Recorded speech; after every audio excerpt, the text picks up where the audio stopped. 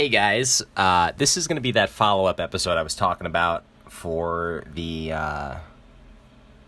Illegalist Pepe. The Illegalist Pepe Volume 2 in stores now. Cop it live. I'm going to talk about the bit license, the New York City bit license. And this is why I didn't really... At first we were like, you can't really have an auction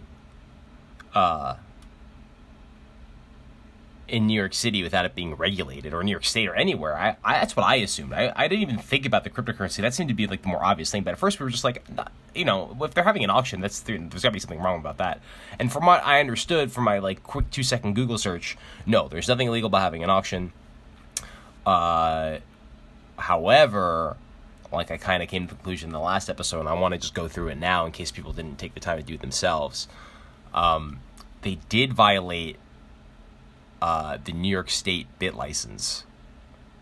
This is 100%, in my opinion, they 100% violated the bit license, or the I don't even know what to call it, because I don't even know if it's a law. Like a bit, like they need a license to sell Bitcoin. Essentially, I don't know what the law is behind not having a bit license to sell Bitcoin. I'm assuming there's some fine, but we'll get into that in a second. I'm just looking on the website right now. I have it posted in the description of the previous episode. I don't know how I'm going to put the information in this episode. I might just add it to that same page again.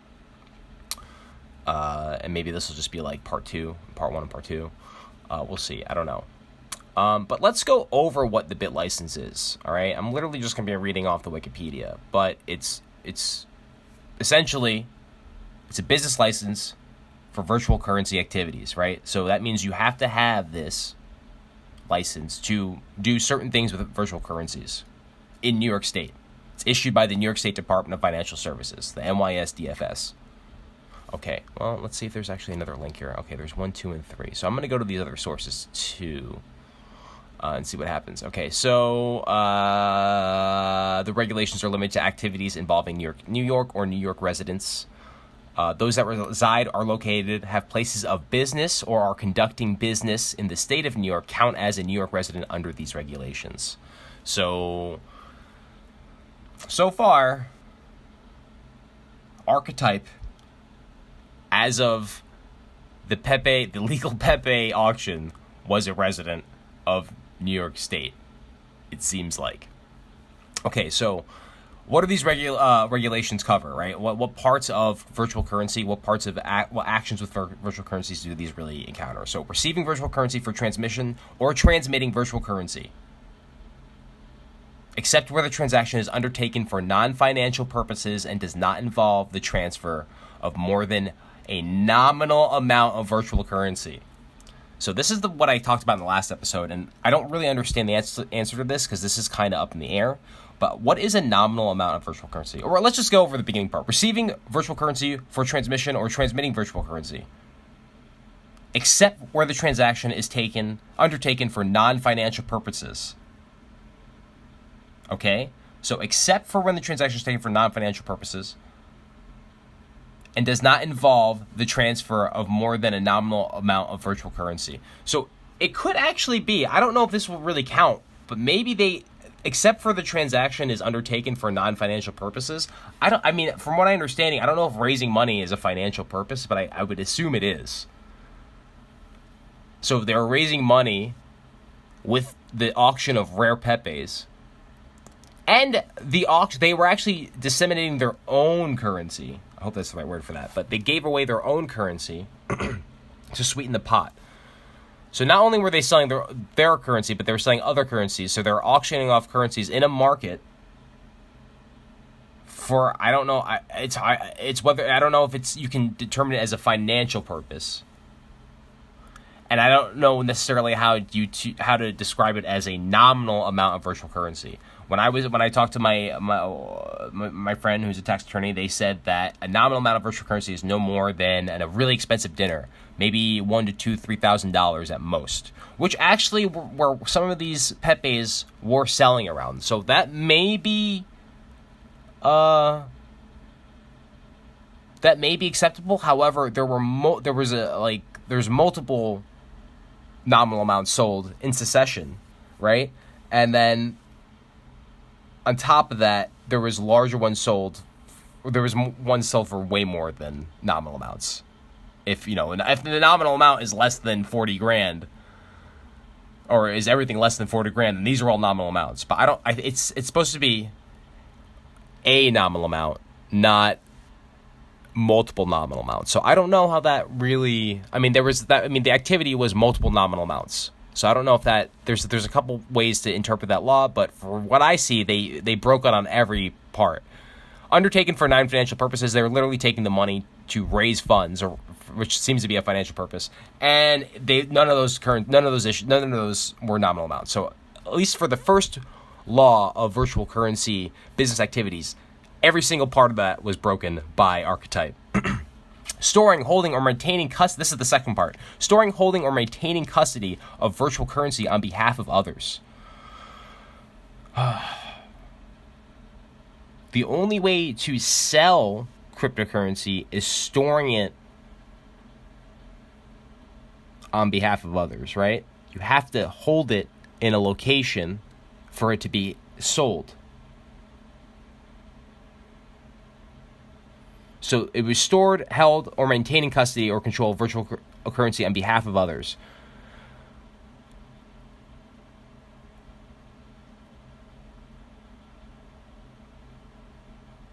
See, I guess this part I don't know if they really broke, because that would mean that they were essentially some type of bank, but they were just issuing currency. I don't know if issuing a currency is the same as storing. Well, okay, so they do maintain custody and control of archetype, right?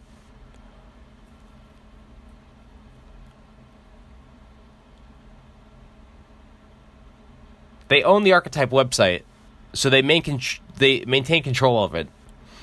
And so that means essentially archetype.mx should have an IP ban in New York State and other countries, other states that don't allow. That essentially you need like some type of bit license for. But in New York State, they should essentially have an IP ban. You're not supposed to be able to access archetype.mx. But then again, it's archetype.mx. I don't know if archetype.mx it's a Mexican website, right? MX is Mexican, I'm assuming. So maybe they're not. I don't know. Maybe that was it. Maybe they were planning not to. They didn't sound Mexican to me. Those guys did not sound Mexican. I don't know where those guys are from, but they didn't sound Mexican. So I don't know. Maybe they're Mexican though. I don't know. That's weird. But storing, holding, maintain custody, control of virtual currency on behalf of others. They did issue archetype.mx during the auction, and they are the creators and maintainers of archetype.mx. So that one seems to be broken. Now, as far as the Pepes go, I don't know, because did they store, hold, or maintain control of Pepes on behalf of others? I don't know if them holding it and selling it would factor into that. I feel like that's more part of the first part. But definitely archetype.mx, that coin itself, which that seems actually be a little bit more serious. They do maintain custody or control of it. That means archetype.mx shouldn't be allowed in New York State, from what I understand. Buying and selling virtual currency as a customer or business. Okay, that seems to be as a customer business. It was a fundraiser. I don't know if fundraisers count as customers. But the archetype.mx, buying, selling virtual currency as a customer business, that is part of...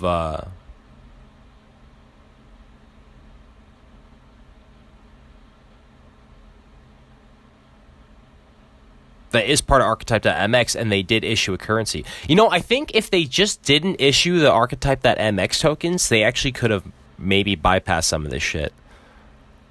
But since archetype.mx was a live website and then they gave tokens out, from what I understand, you're not even allowed to do airdrops in New York State. So like Decred, for example, when that first was issued, there was a notice that said like, hey, if you're from New York State, you can't have Decred, because they're not allowed to issue it in New York State. So you need to use some type of VPN or Tor or something like that to access it, from what I understand. The bit license is stupid.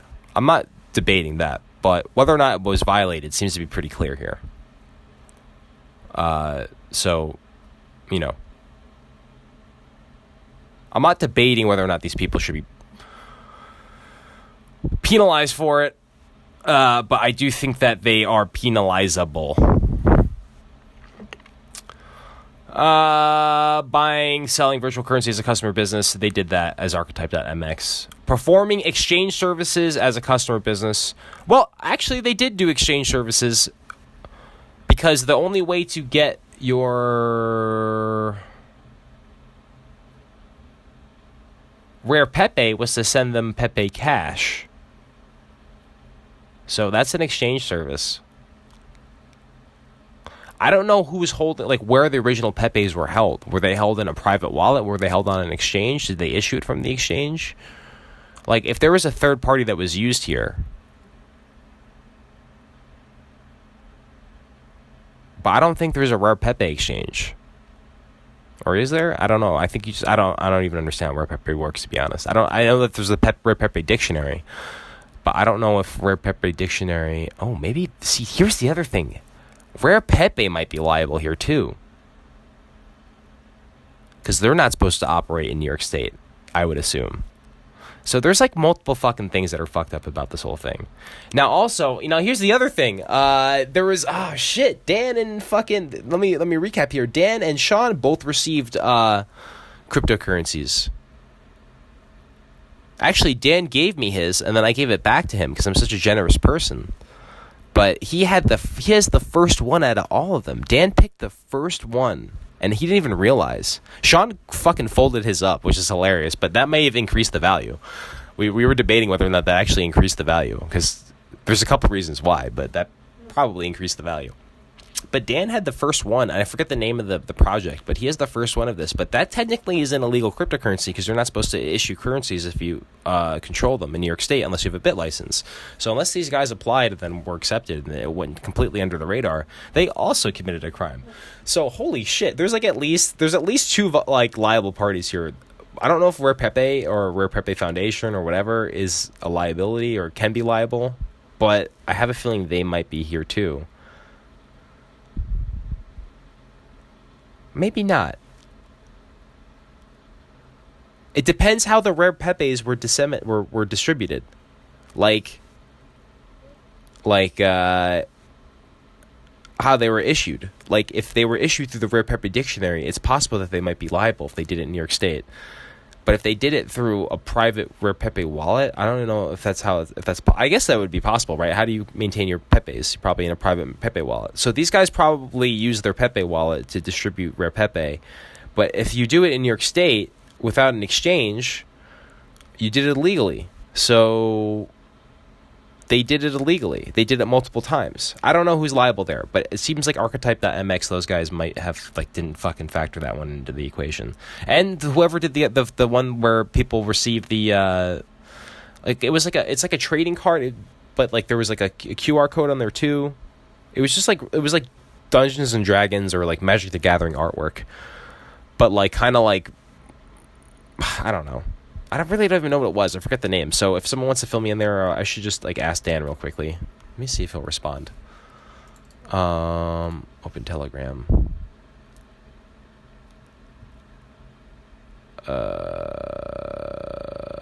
Shit. Sorry, guys. What is the name of the crypto artwork game you received? The other thing is that it's a game, so hopefully I really should have taken this, and I fucked up that I didn't go there and get this, and I really should have done a little more work with Bit by Bit. I fucked up, but it was kind of a weird thing. I wasn't really able to get there as early as I wanted to. I was planning to go there at 9, but I had some family shit going on too, so I had to kind of take care of that. So I ended up getting there when I got there, and I really wish I went there earlier with Bit by Bit. And I'm really wishing I fucking bought tickets to go to the North American Blockchain Conference or Bitcoin Conference. Because I really love this stuff, man. I really do love this stuff. I really like the community. Yeah, okay, Dan just hit me back. So the name of the thing was Age of Chains. I'm just going to tell them real quickly. I think they broke the bit license as well. Age of Chains. So I think they might be liable too. Because you're not supposed to issue cryptocurrencies in New York State. You're just not supposed to do that. You're not allowed to do that. You need one of these first. It costs like $5,000 to even apply, and then you need a fucking lawyer to make sure you did it right, or else they'll make you re-register. So, like, that shit's an expensive process. So, like, Joe Schmo from nowhere can't just create a cryptocurrency and start issuing it in New York State. And actually, I don't know if I don't like this. Like, I don't know if I mean, I do think it's kind of stupid, but I think that, like, oh, man. Like, if this is, I don't know if I like it. I don't know if I don't like it. Whatever. Let's continue though. So Age of Change is also fucked it up, and Archetype fucked it up. Controlling, administering, or issuing. Okay, so this is really the one I'm talking about. This is the one I keep talking about, but no one's really saying. So it's the last criterion. Or last criteria of all the criterion. I forget which way is which, but whatever. So, controlling, administering, or issuing a virtual currency. Performing exchange services as a customer, business, or controlling, administering, or issuing a virtual currency. MX, or Archetype did that, and so did Age of Chains. So, they're both liable. You're not supposed to do that in New York State unless you have a bit license. You both fucked up, guys.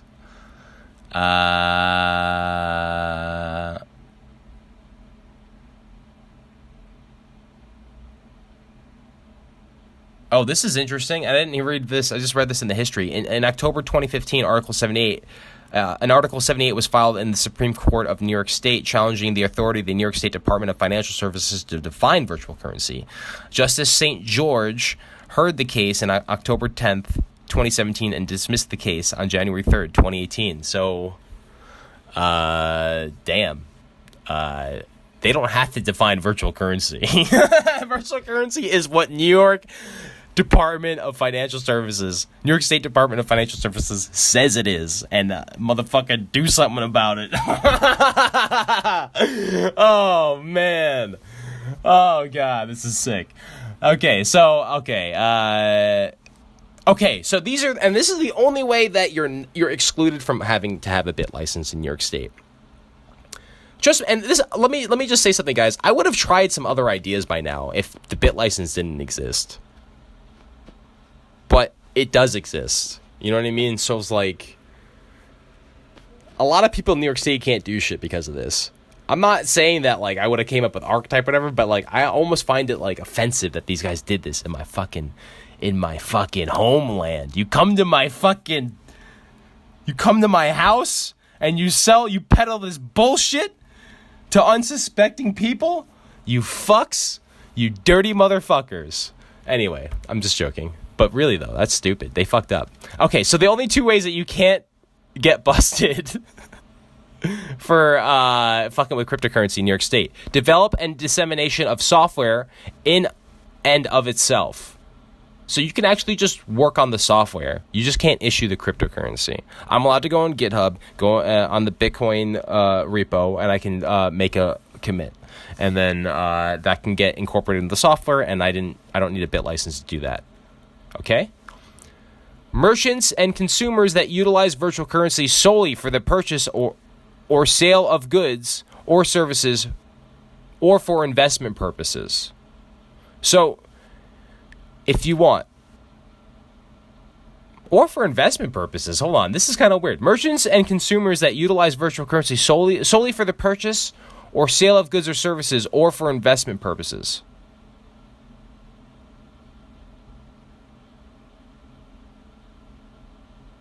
Ah, okay. No, this does make sense. So I can... Wait. The first part I understand. Merchants and consumers that utilize virtual currency solely for the purchase or sale of goods or services. That makes sense to me because I can sell a t-shirt for Monero, essentially, and that's not illegal. Merchants and consumers that utilize virtual currency solely for the purchase or sale of goods or services for investment purposes. Or for investment purposes. Or for investment purposes is throwing me off here, and I don't know if I've ever even noticed that. But that's the weird part to me. Because, like, as a New York State resident, I don't accept certain cryptocurrencies. I mean, I do, but, like, I have them converted before they're into Bitcoin. Like, I only accept really Bitcoin because it's the only thing I'm, like, interested in really using for as a business. Let's put it like that. The only thing I'm interested in using as a business currently is Bitcoin. That's only because I live in New York State. And so for me to sell my Bitcoin, I would have to do it on an exchange. And I'm not allowed to use certain exchanges. I can only use Gemini. I can only use Coinbase. I can only use Bitrex, I think. I hope so. Bitrex is now, like, all of a sudden, like, legal here, right? It should be one of the things here. No, it doesn't say on here that they're on there, but on their website it does say that they have the Bit license. So I have to double check that. But I think Bitrex does work. But I'm restricted to certain exchanges. Like, living in New York State, you can only use certain exchanges, from what I understand. And that's the other thing. Like, certain exchanges don't work in America in general. Like, I don't think, like, BitHum works in America, and I don't think, like, OK, or what is it? OK Exchange, OKX, or whatever, OKC. I don't know. Whatever that. It used to be something else, and now it's something now. That one doesn't work in America, I don't think. But there's restrictions on these. There's, like, IP bans for certain locations, for, like, you know, for certain countries, that you're not allowed to interact with our economy because you're in a restricted economy. So we don't want your U.S. dollars trading on our, you know, Chinese Bitcoin exchange. And it kind of makes sense. Like, they don't want to be liable. They probably have some financial. There's probably some law either in China or United States that, as a business, they don't want to violate. So it would make sense that they don't do that. Like, you know, if you're going to be running an exchange, unless you're some anonymous entity and you're an actual practical business, at this point, those are really the only exchanges that are going to survive. For at least I'm assuming that. I don't really know, but you know, you're going to want to be able to conduct business legally in any country that you can. So I don't think they're going to want to go around violating laws just because, like, they think that it's going to bring them more business in the immediate. But okay, but this is the weird part. So merchants and consumers that utilize virtual currency solely for the purchase or sale of goods or services, or for investment purposes. So I'm assuming the "or for investment purposes" means that, like, I can just hold on to, like, if I buy a T-shirt, or say if someone buys a T-shirt for me and they give me Monero, I would just hold on to the Monero, and that Monero would be an investment purpose. So, like, I don't actually have to exchange the Monero for USD. Whereas Bitcoin, I can. So that means, I think this opens it up so I can actually accept a cryptocurrency, whereas I don't have to accept a currency that doesn't have any liquidity that's legal in New York State. I think that's the case. See, people don't really understand this liquidity argument too, and I probably, like, I'm not fucking, like, a financial or economics wizard by any means, like, at all. Like, I'm fucking really dumb when it comes to this stuff. Like, I'm really stupid when it comes to cryptocurrency, but I'm, like, exceptionally dumb when it comes to economics and finance. But oh shit, now I forgot what I was saying because I'm so stupid. Oh man, I was, like, getting onto something too, and I don't even remember what I was saying. I'll have to, like, listen to this episode and I'll, like, put it in the comments or something, but whatever. Shit. I was trying to talk about how stupid I am and I forgot what I was talking about. Whatever.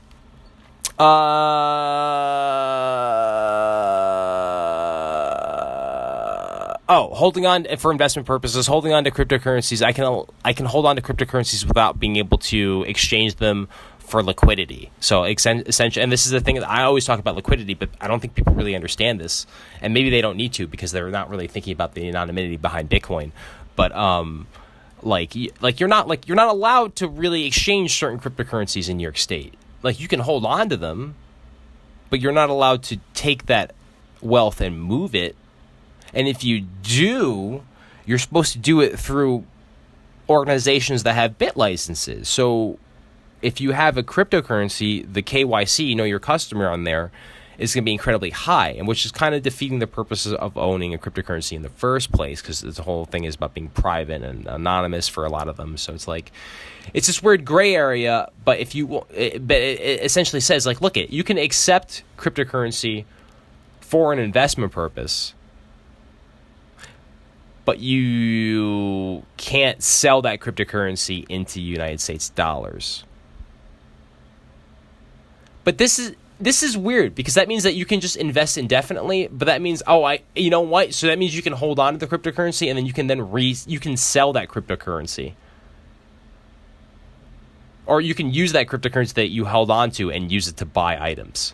And if it goes up in value, that's fine. So that would be the investment.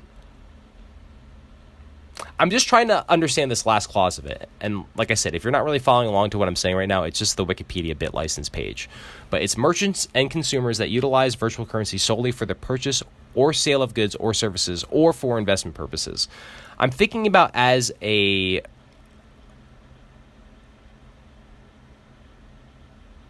like as an investment purpose, what? I can see receiving cryptocurrency and holding on to it as an investment purpose, but how would I guess can you sell? I don't know what you'd be selling for cryptocurrency as an investment purpose besides cryptocurrency. And that means this kind of just means, this is why I'm getting confused, is like, are you allowed to just sell cryptocurrency for investment purposes? Like, can I just sell Bitcoin and be like, hey, if you hold on to this Bitcoin, it's an investment purpose. But that would violate like the first part about this, like, or the second part, whatever, storing, holding, or maintaining custody or control of virtual currency on behalf of others. Or no, sorry, the third part, buying or selling virtual currency as a customer business. Like, selling for investment purposes seems to contradict selling virtual currency as a customer business. So I'm kind of confused to how one is an exception and one is not an exception. But I think it might just be wording and semantics. Definitely Jason Siebert would be the person to talk to about that, because he is the Bitcoin law guru. So I should maybe ask him about that. But anyway, so as far as what I understand,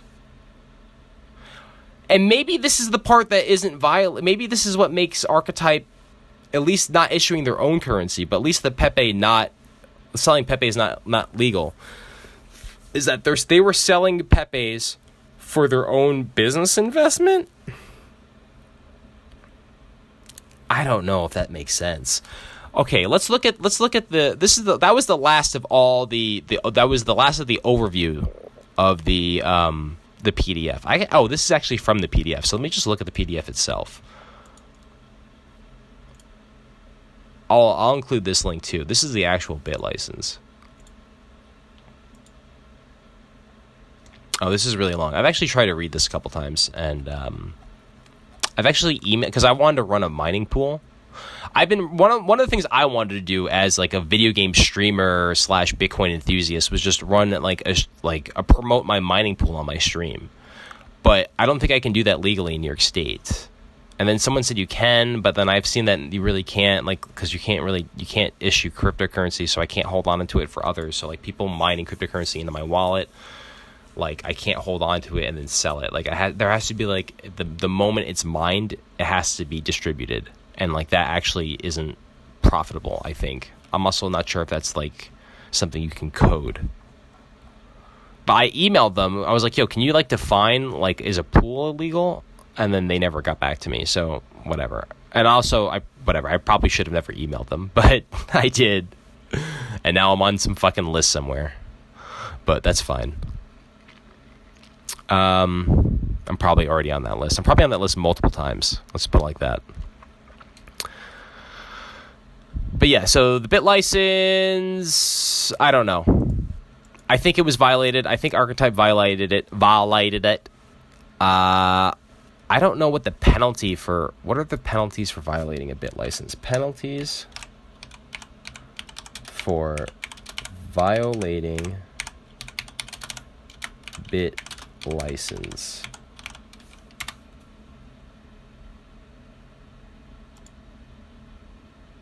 New York's final bit license rule.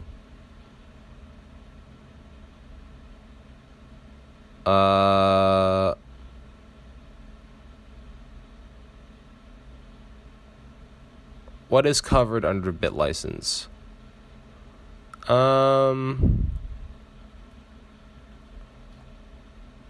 Oh, this is a nice little...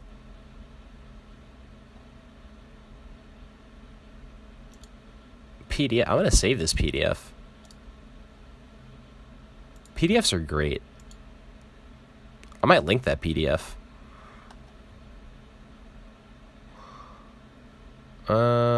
Bit license is not just for New Yorkers. It's a federal law. Yeah, see, this is weird. Like, is it nothing to do with whether you need a bit, whether or not you run a business from New York has nothing to do with whether you need a bit license. Bit license is where you are. It cares where your customers are. Exactly. So this is what I'm talking about. It doesn't matter where you have your location. It matters where you're advertising to. So that's why people IP block in New York State. Okay, so if you have a New York resident that using your website or app, or you have a California resident traveling in New York City using your product, you may need a license. That's true even if you have no way of knowing that your users in New York. There's a federal law, the Bank Secrecy Act, that makes it a felony to operate a money service business in a state where you don't have a license, and there's no knowledge requirement to that law. Take a customer who's in New York but spoofing their IP to appear like they are from elsewhere. You could be violating a federal law and facing prison time without even knowing it. Oh, no. You probably need a bit license if you don't know.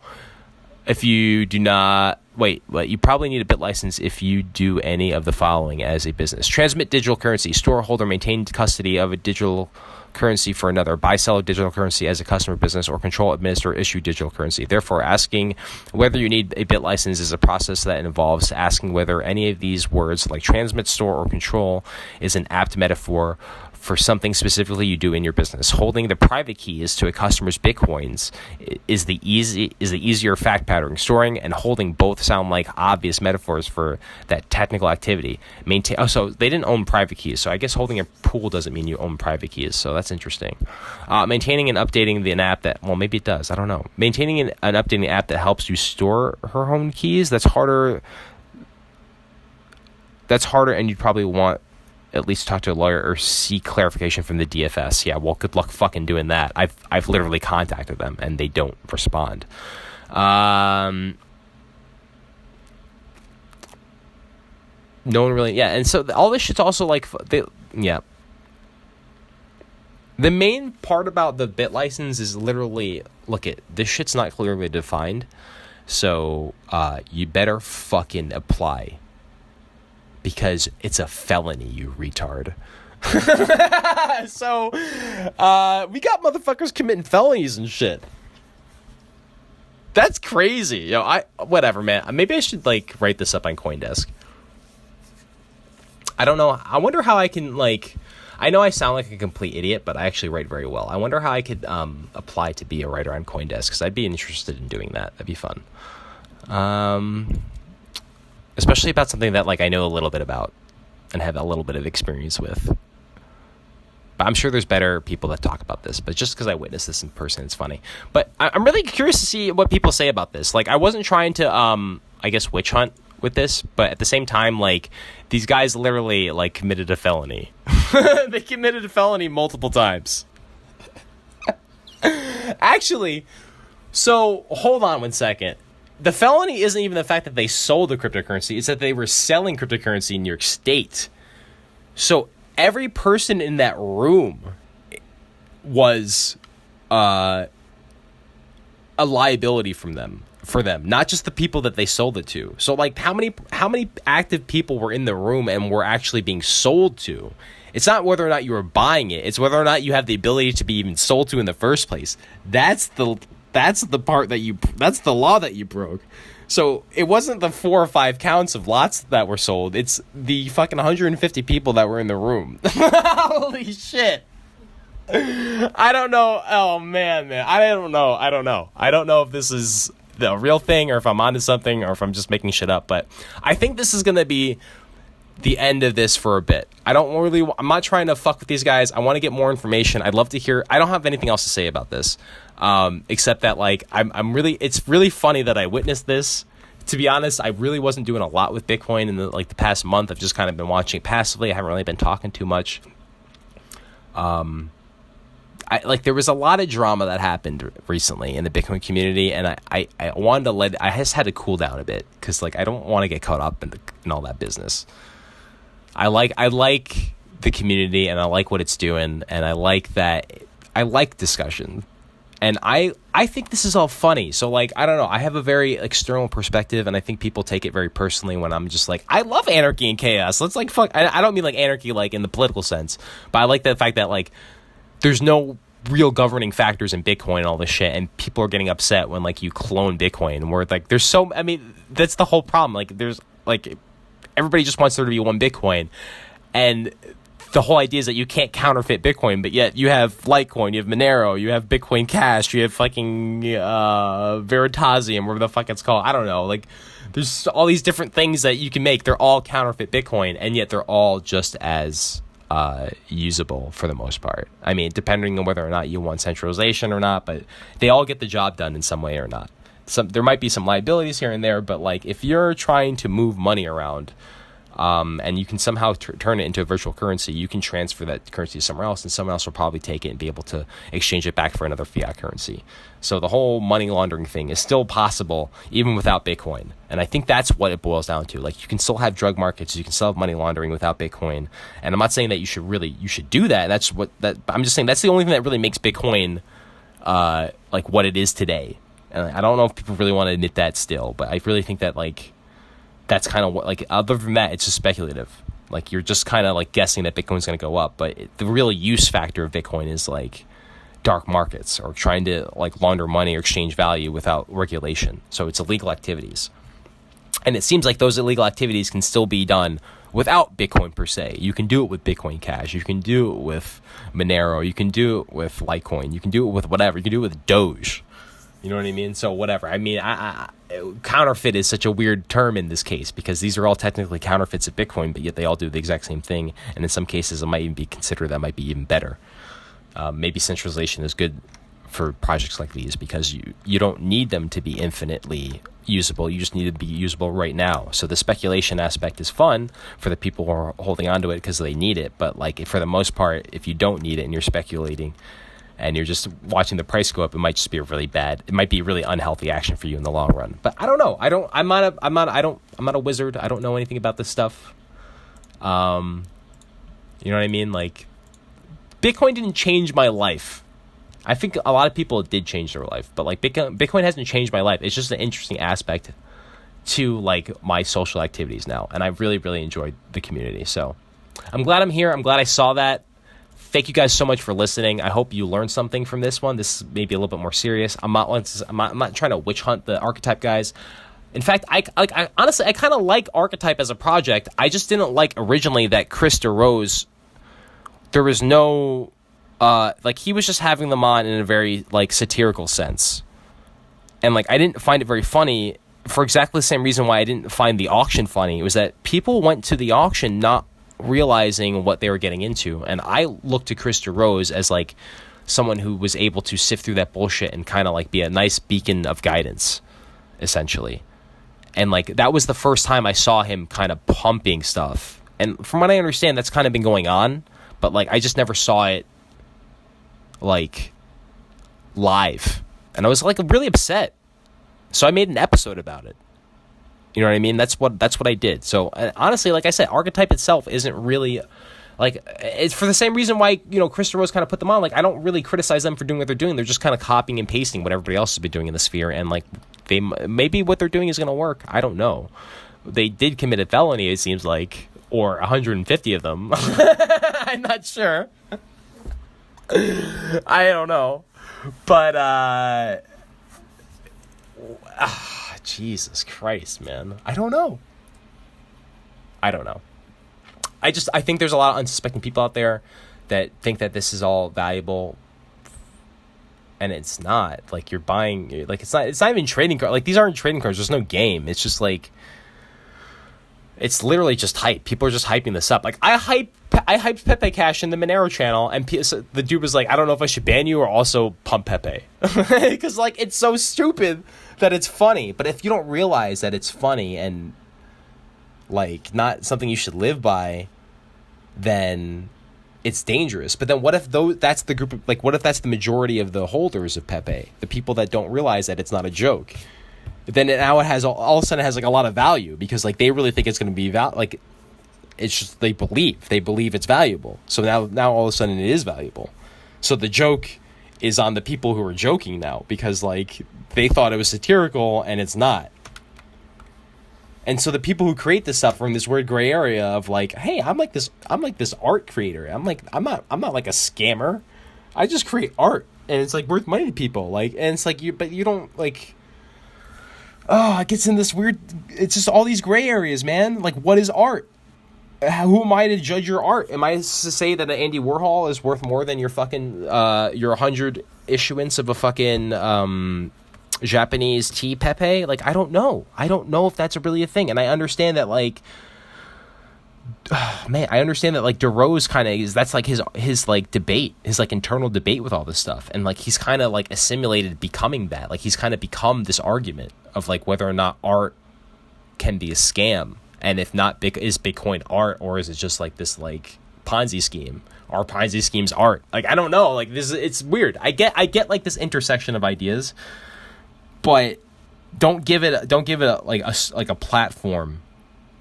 And when I look to you to be that when I want skeptical hippo eyes, I want them from Chris Rose, and he wasn't giving me that with Archetype. And maybe like a deep down I really understand why. It's just that like I didn't want to see that. And because now, like, it really is, like, some people don't know how to take this information, and they believe in it now. And now it's becoming a real thing. So I don't know. For me, I don't see any practical use of Archetype, but I do see people putting money into it and it becoming valuable for some reason. But this is the same thing as, like, you know, like a Magic card, like people like to play with this stuff so they have a secondary market value. I just came up with a really good idea for cryptocurrencies, and I'm not going to say it on this, but I'd love to. I want to do something like this. I really do want to do something like this. I think there's a lot of potential in like Archetype, or not Archetype, but like this whole like digital asset, especially like gamification on blockchain. I think there's so much potential there. It hasn't really been done completely correctly, because I think people are confused and they're not really taking it seriously like a business. And I think the people that are really into Bitcoin that try to take it seriously like a business don't really understand gaming. But I think there is some like there's a huge vertex here where everything just kind of like works in a very sensical and like not scammy fashion that you don't have to partake in, but you could definitely see the value in. Like limited assets for some type of practical purpose in a gamified sense can be so valuable. And like you see this all over the place. But it hasn't been done correctly yet, from my understanding. I think CryptoKitties is probably the best example of it being done correctly. I'd like to see how Augmenters works out, and this other game that hopefully they didn't commit felonies to, but Age of Chains. I didn't see their thing, so maybe they were just as scammy as Archetype, but I don't know. But whatever, man. I'm not trying to pick a fight with those dudes. Like, you know, good for them. They raised $100,000 for their fucking project, and you know, whatever. Like, maybe their technology is more useful than other bullshit things that exist that are doing things in a conventional sense. Like, there's so many startups out there that they're all redundant. It's redundant technology. It's just like with like a spin. And like Archetype is kind of the same thing. It's basically Rare Pepe with a spin on Ethereum. So that's fine. Like, maybe that's fine.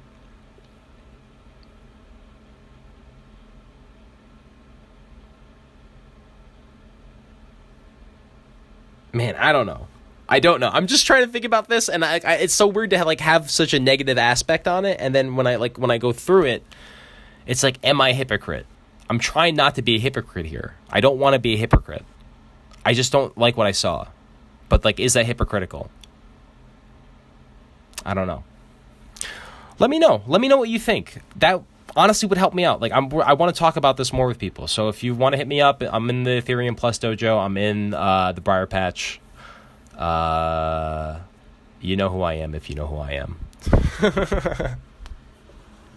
I'm done with this episode. Thank you guys so much for tuning in. I appreciate it, guys. And that's it, man. Hopefully there was no felonies committed. If there were, that was fun to watch.